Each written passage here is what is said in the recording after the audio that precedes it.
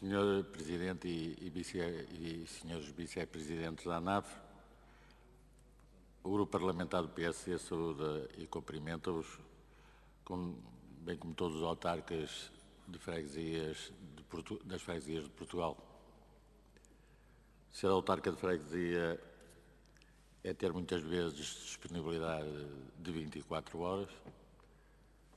Da minha parte e com certeza de todos os deputados deste Parlamento, são objeto da nossa admiração e porque sabemos o que fazem e o que são.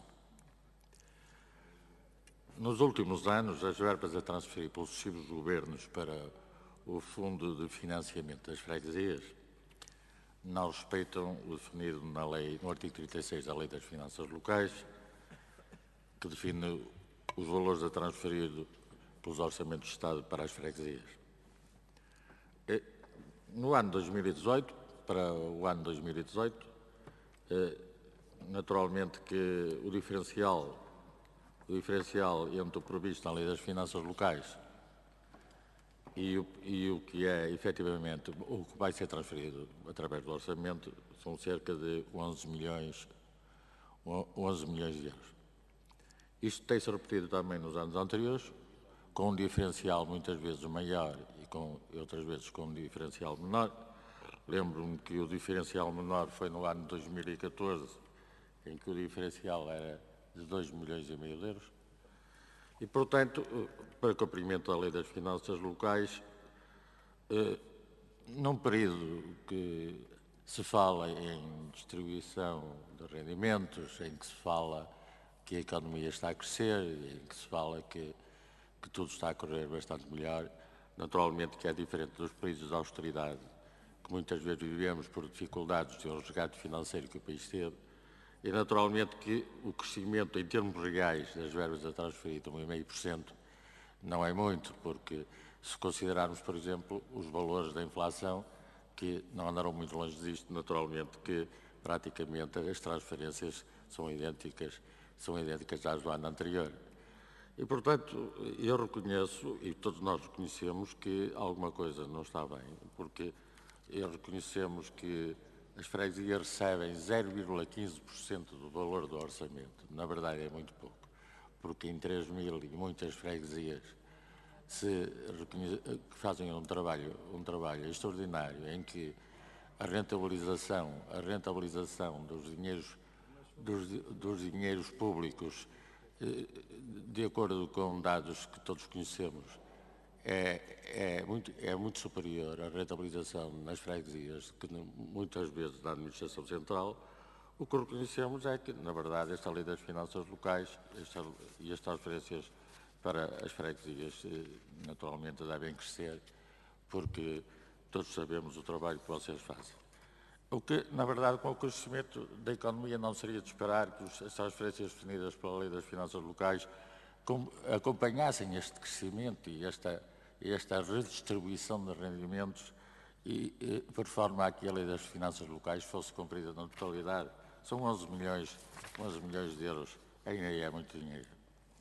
Mas durante o ano de 2018 nós temos aqui temos um pacote legislativo de descentralização de competências para as autarquias locais.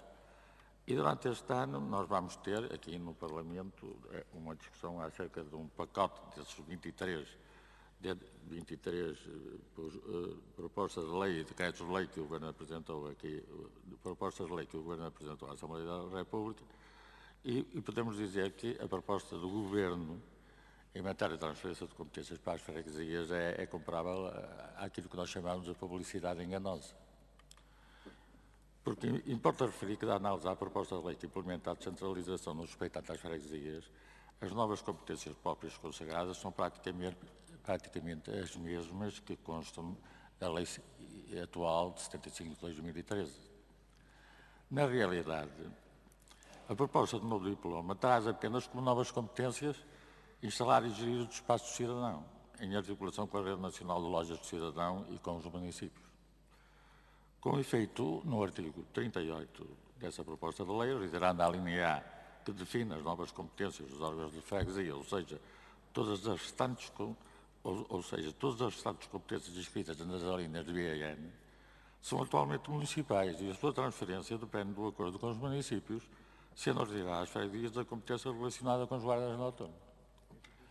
O número 4 do mesmo artigo refere expressamente que os recursos financeiros afetos às transferências das novas competências transferidas pelos municípios para as freguesias provêm do orçamento municipal. O número 5 do mesmo artigo é muito claro quando refere que o exercício de novas competências transferidas dos municípios para as freguesias deve iniciar-se entre 2018 e 2021, após deliberação dos órgãos deliberativos dos municípios e das freguesias. E para que não haja dúvidas, o número 6 do artigo 38 acrescenta ainda que a transferência de competências dos municípios para as freguesias exige a aprovação dos órgãos deliberativos do município e das freguesias abrangidas. Ou seja, apesar de se referir que há uma transferência de novas competências para as freguesias, a verdade é que a efetiva transferência depende de uma negociação e de um acordo entre os órgãos da freguesia e os órgãos do município.